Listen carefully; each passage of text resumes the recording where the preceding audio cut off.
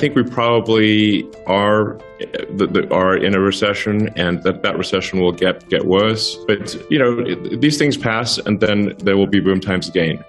So there'll probably be some tough going for, I don't know, a year. Maybe 12 to 18 months is usually the amount of time that it takes for a correction to happen. Predicting macroeconomics is always difficult, and one should assign probabilities to these things. But ironically, I did last year. People asked me what I think about the economy. I said, well, I think we might enter a recession in approximately spring of 2022. Called it. Nailed it. Yeah.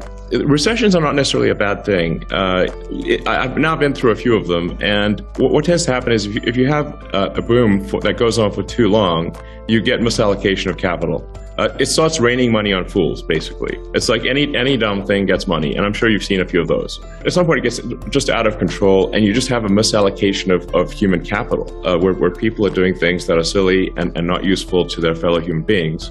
And then those companies, there needs to be sort of an economic enema, if you will, and sort of the bullshit companies go bankrupt, and the ones that are doing useful products are prosperous. But there's certainly a lesson here that if one is making useful product and has a company that makes sense, make sure you're not running things too close to the edge from a capital standpoint. That you've got some capital reserves to last through irrational times. Because in the past, when there's been a recession, it has gone. It's amazing. It's flipped like a light switch. Do you remember this from the PayPal, ex-PayPal days, when we raised $100 million in March of 2000, and we had the demand was so high, we had people like VCs just literally without even a term sheet wiring money into our account. They literally would like sleuth out our bank account number and wire money in. And we're like, where'd this come from? And it's like, oh, so it was like they were literally fire hosing money in March of 2000. And then in April 2000, the market went into free fall, and it went from raising money was trivial to even good companies could not raise money in a month. So it's just important to bear in mind that PayPal almost went bankrupt in 2000. We came close, but thankfully we'd raised that $100 million in March 2000, without which we would be in game over, basically. And we kind of saw it coming. So it's like we got the X-Confinity merger done in 3 weeks and raised $100 million because we were like, we see this coming to an end pretty soon. And then a month later, it was like a nightmare, basically. And anyway, so it's just important to make sure if you're a healthy company, you got some capital to get through things. And then what's your costs? If it is a recession, which more likely than not, it is a recession. I'm not saying it is, but it probably is. Then just watch your cash flow and get to positive cash flow as soon as you can. The obvious reason for inflation is that the government printed a zillion amount of more money than it had. So it's like the government can't just issue checks far in excess of revenue without there being inflation. Velocity of money held constant. So unless there's something would change with velocity of money, but it's just if the federal government writes checks, they never bounce. So that is effectively creation of more dollars. And if there are more dollars created, then the increase in the goods and services output of the economy, then you have inflation. Again, velocity of money held constant. This is very basic. This is not super complicated. And if the government could just issue massive amounts of money and have and deficits didn't matter, then why don't we just make the deficit 100 times bigger? Okay, yeah. The answer is you can't, because it will basically turn the dollar into something that is worthless.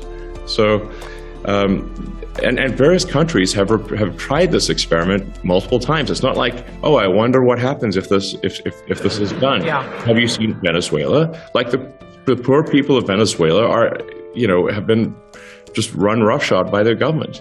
And so obviously you can't simply create money. The true economy is very important. Like the true economy is the output of goods and services. It's not money. It's literally what is the output of goods and services. Money is simply a way for us to, or anything that you call money, is a way for us to conveniently exchange goods and services without having to engage in barter, and also to shift obligations in time. Those are the two reasons that you have money. this thing called money. It's really it's a database. Money is an information system for labor allocation and for exchange of goods and services and for translating in time. And the quality of that information is a function of it's like you can apply information theory to money. It helps explain why one money system is, or why one action is better than another. And so just like an internet connection, you'd want something that's high bandwidth, low latency and jitter, and is not dropping packets, does not have a lot of errors in the system. And the same is true of money. What did PayPal really do? That it helped improve the bandwidth, the speed at which money could move. Instead of mailing checks back and forth, which amazingly that was what people did in 2000, you could now do real-time exchange of money, and now you could ship your goods immediately instead of mailing a check and waiting for the bank to clear the check.